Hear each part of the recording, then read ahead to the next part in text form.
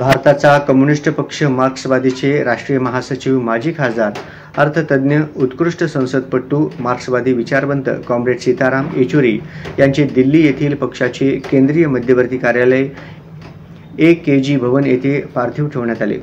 पार्थिव दर्शनासाठी देश विदेशमधून अनेक राजकीय पक्षाचे नेते, बुद्धिजीवी, पक्ष कार्यकर्ते, नेते आले आहेत।